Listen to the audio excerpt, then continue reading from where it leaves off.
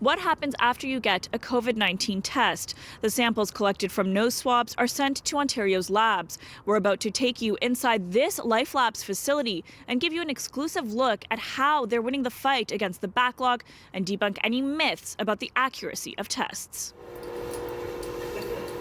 Access inside one of Ontario's labs meant taking every safety precaution to maintain the integrity of the meticulous process.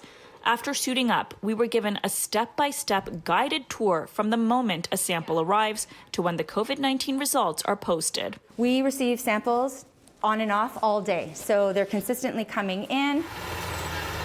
The samples are delivered from testing centres across Ontario. This Life Labs facility in Etobicoke has significantly ramped up, from processing just 94 samples a day at the start of the pandemic to 4,000 a day today. So samples come into this room, we unpack them, and we inactivate them first. Right off the bat, the samples are placed into an incubator for half an hour to deactivate the virus so that employees aren't exposed. Next, patient information is recorded before the analysis can begin. Now we've got samples that are ready to be plated. So we've got Jennifer in the hood here. Jennifer is preparing the samples for the extractors. We've got a series of 4 extractors set up.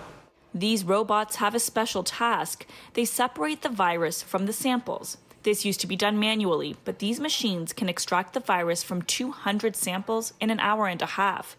The samples are then placed into a second robot that makes several copies of the extracted virus in order to see it by eye. So even if the viral load is low, lab technologists can detect and analyze even tiny amounts of the virus with fluorescent dyes. One of the analyzers that we use, so the plate would be loaded in here. This is in real time. These curves here show us that we've got positive detectable virus in the samples. Using state-of-the-art technology, they've managed to successfully clear the testing backlog here.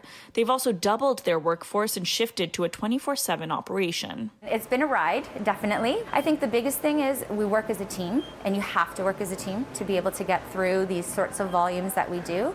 As for the accuracy of the process, the tests are designed to specifically detect the COVID-19 virus.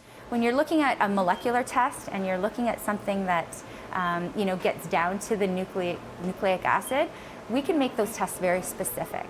And any positive result would not reflect other bacterial infections or other coronaviruses like the common cold. The thing about coronavirus that we're looking at now, there are regions that are very distinct and very different from other viruses. In general, we have very, very few false positives. With new equipment and additional recruits, the lab supervisor here says their goal is to ramp up even further, doubling their capacity to process 8,000 tests a day. Across Ontario, the government's goal is still to reach 50,000 tests a day. For City News, I'm Yazdani.